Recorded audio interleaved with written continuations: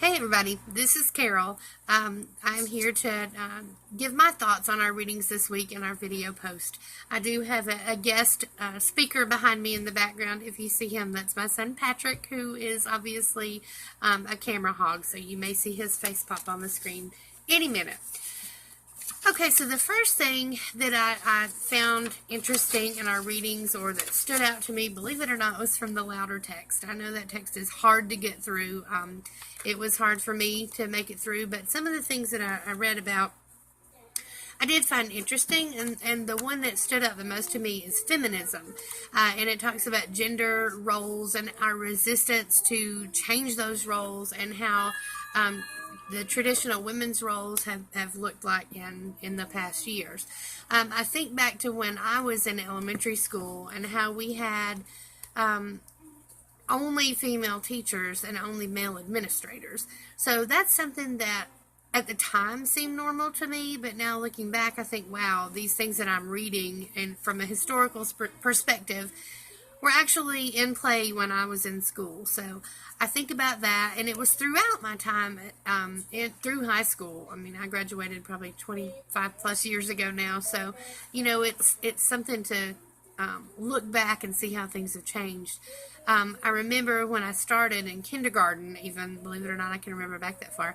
But I think back and I think about how when we had our free time, that the girls were allowed to go to the housekeeping corner and the boys were allowed to go to the construction corner. And we did not vary. We didn't go outside of our gender roles at the time, and it never really occurred to me that I might want to go to the construction corner because it was never an option for me. So I think about how those gender roles were then and how they are now, and I think about my current position at my school. My vice president for student affairs is a woman, and the vice president for academic affairs is a woman, and then our president of our college is a woman, and even our vice chancellor in student affairs is a woman. So those gender roles have definitely changed a lot, and for that I'm thankful. The second point in the reading came from the Neelan chapter, and it talks about culture and how we're influenced a lot by what we see on TV, and how we do have the different cultures within our offices and in our schools. So what I was thinking about was looking at the people in my office, and thinking about how things are in our office, and I look around and I see that we do have some huge cultural differences, even in a small office like our office has about 25 people in it, and we have some pretty wide age gaps in there. So when I think about culture, I think about how different we are.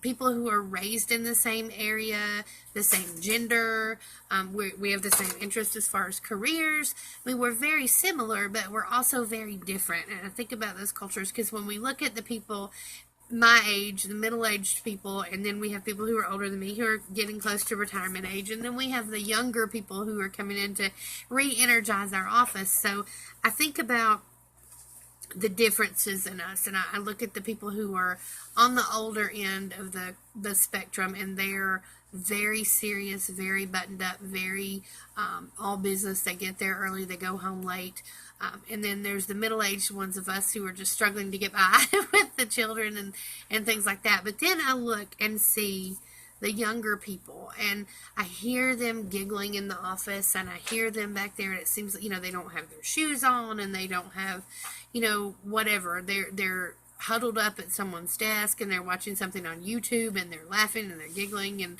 they're all Facebook friends. And that's something that I've had to get used to as far as culture and within my own office. I have a coworker in my office who came to me the other day and said, "When did we get old?" We've worked together for several years, and when we look back now, we see the differences. But at the end of the day, the people who are back there playing around and don't have their shoes on, they get the job done. And that's what it's really hard for people to understand, I think, in our office, that sometimes it's okay to do those things because at the end of the day, they do a good job. They have high energy and they relate to our students. So that is something that has been a learning curve or a learning experience for all of us in our office. Another thing that I thought was interesting in the reading is that it talks about the choices that we are forced to make are influenced by things that are outside of our control. So I think about several of our students who at my school may choose to come to my school because they can't afford to go somewhere else, or they don't have the academic preparation to go to another school. So their choices are made for them. If they want to have any way to get out of their cycle or whatever they're in, they have to get a higher education, but they're not able to do it anywhere else. So that's something that I think about, and how we can try to help them to make the most of their experiences, even though they have had to make choices based on things they have no control over. Another thing that I thought was interesting in that chapter, it talks about the media and how it influences us. And I was trying to relate that back to my experience at my school, and I keep thinking back about a year ago when our school, we had just started up athletic programs, and we are part of the NAIA, the National Association of Intercollegiate Athletics. And our basketball team ended up going to the national championship. So every time you logged onto the web or every time you looked at Facebook, they had it right there, constantly in your face. And it flooded our portal on our My Dalton State. I mean, it was everywhere. And so everyone in our office, everyone in the school caught the fever. We were all glued to it. We had viewing parties. We had... we bonded, we wore our t-shirts, it was a unique experience. Then after it was all over, they did end up winning the national championship, so they came home and we all had a big welcome back party for them, and it was so much fun, and it galvanized us at our school. And then after that, it all kind of went away, and we had another basketball season, and no one really talked about it.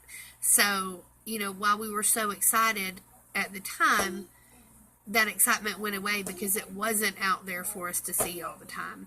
So a couple of things, I think that is true, and I think what we need to do is maybe think about those things that how we can influence students, and the things that are not in their control, but they are in our control. If there's something we can do to excite them about their classes, or to help influence them to stay, or to help them feel a connection with the college, we need to do that because it's out of their control, but it's in our control. And we need to look at all the things that we've been taught and the things that we have grown up doing and think, is this the way it should be, or is this the way it's always been? So I think we're in a unique position as educators to change people or to enhance their learning experiences in college. So I think these readings were interesting. Some of them were a little hard to get through, but for the most part, I think it was good and mostly applicable to what we do every day. So thank you. Have a good week.